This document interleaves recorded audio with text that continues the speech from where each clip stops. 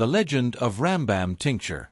In my previous books, I wrote about how the recipe for Rambam Tincture was given to my ancestor for a successful cure. The person who gave me this recipe told a whole story about this tincture. This story has been passed down in our family from generation to generation. This is, of course, a fantastic story, but it is very close to reality. The properties of Rambam Tincture are so amazing that it can truly be called a panacea. In a small town, lost between hills and dense forests, lived an old pharmacist named Shulman. His shop was the oldest in the market square.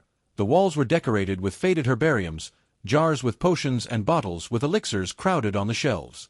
But Shulman kept one vessel especially carefully, Rambam Tincture, the recipe for which was passed down in his family from generation to generation. An ancient legend has it that the Jewish sage and physician Moshe ben Maimon, also known as Rambam, once discovered the secret of an infusion that could change the very essence of things. No one knew all the ingredients of this potion, but it was believed that it contained a drop of dew from the first rays of dawn, 7 herbs corresponding to a specific person, for whom the tincture was prepared. Shulman rarely opened the vessel, but one autumn evening, when the wind knocked on the windows, and the shadows thickened behind the door, an unusual guest looked into the shop. A guest without a shadow. A man in a long cloak entered. His face was hidden behind a veil, and in his hand he held an ancient staff. He slowly approached the counter and, without greeting, asked for Rambam's tincture. His voice sounded like an echo. "Forgive me, stranger, but this tincture is not for ordinary ailments," the pharmacist answered reservedly. "I seek not healing, but change," the guest answered, and a chill blew in the air.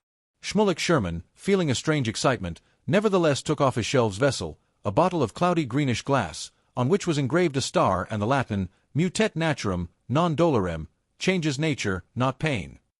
It was believed that Rambam's tincture was capable of not just curing illness or prolonging life, but changing the very essence of what it touches.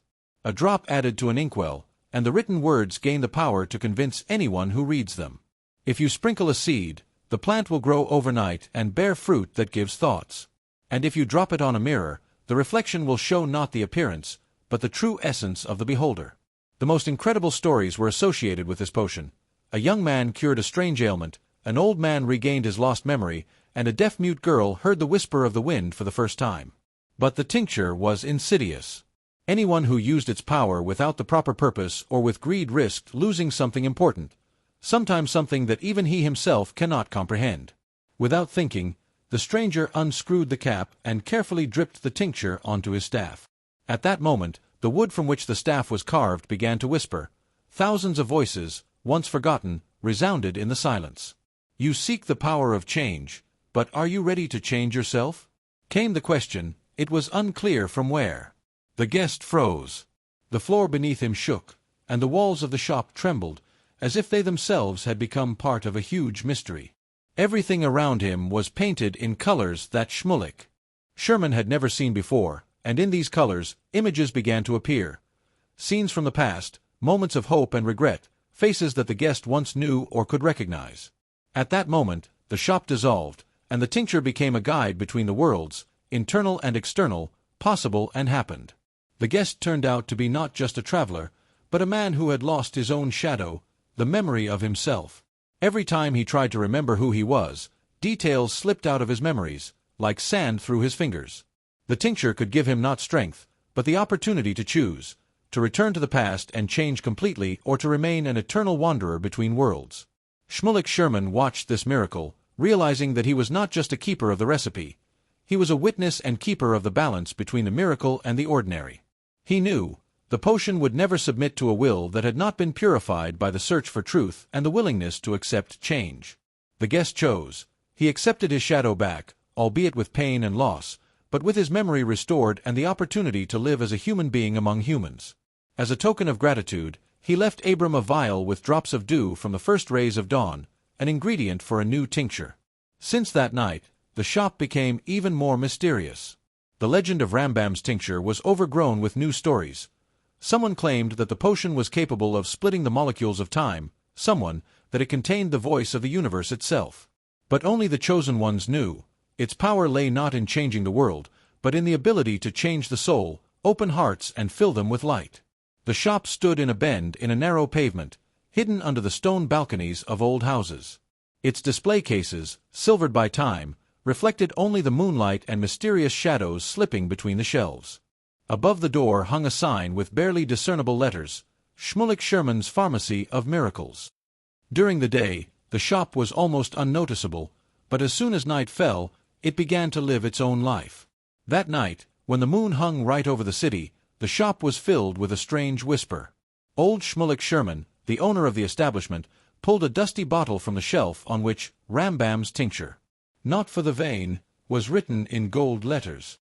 He ran his finger along the glass, and the air trembled, as if an invisible string was sounding. At that moment, the door of the shop creaked softly. A figure appeared on the threshold, a young woman in a cloak the color of the night sky. Her name was Esther, and she was looking for answers to questions that she did not dare to say out loud. "Have you come for a story or a miracle?"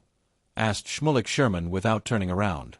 Esther stepped forward, her gaze sliding over the endless rows of bottles, books, and trinkets.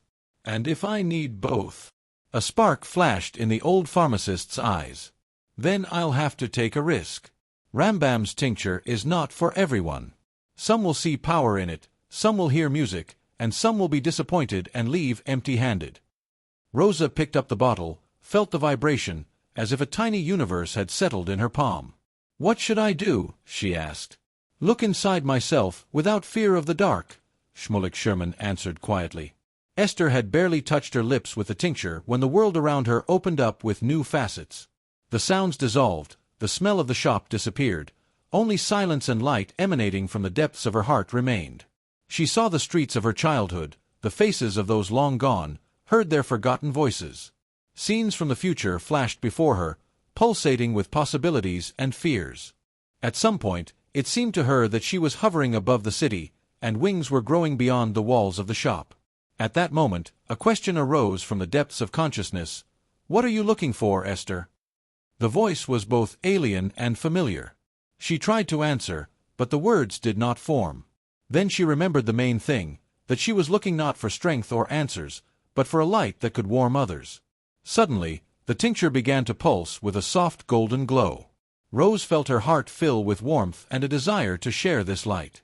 Rose opened her eyes. She was standing in the shop again, and Shulman was looking at her with a smile. "Do you understand?" he asked quietly. Esther nodded. "The tincture does not change the world around, but it changes the world inside," said Shulman. "Now it is your turn to carry the light further." She went out into the night, taking with her not the bottle, but the feeling of lightness and light inside. The city seemed warm and alive, lights were burning in the windows of the houses, and each of them was a part of the new universe, which she could now see. One night, an old man in a shabby cloak wandered into the shop. He was silent for a long time, looking at the bottles and books, then quietly asked, "Tell me, is it true that the tincture contains the voice of the universe?" Shulman smiled. "For those who are ready to listen, the universe will always find a way to speak." The old man nodded slowly and disappeared into the gloom of the shop. In its place there remained only a faint scent of lavender and a sense of wonder. Few knew that Shulman inherited the recipe for the tincture from his teacher, who in turn inherited it from the ancient rabbis of the East. Everyone who tried the tincture saw their own path. For some it was forgiveness, for others it was the courage to start over. Shulman, the shop became a place where time and space lost their meaning, and the most important thing was always inside.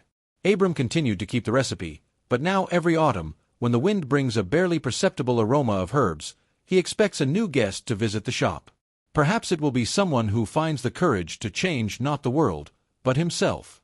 And then Rambam's tincture will once again manifest its miracles, not for the sake of power, not for the sake of glory, but for the sake of a kind heart and pure thoughts. Years passed, generations changed, but the shop of miracles still awaited its guests. Some came for the potion, others for the story, others simply looked for light in the darkness. And if a random passerby suddenly stops at the shop to ask for directions, a true Jew will come out to meet him and, bowing his head, smile. "Are you looking for Rambam's tincture? Or perhaps for what glows within you?" After all, the most powerful miracles happen where the heart is ready to open up to the light. So in the town between the hills and forests there will always be room for a miracle, as long as there are those who believe, the most magical potion is Rambam's tincture and faith in changes for the better.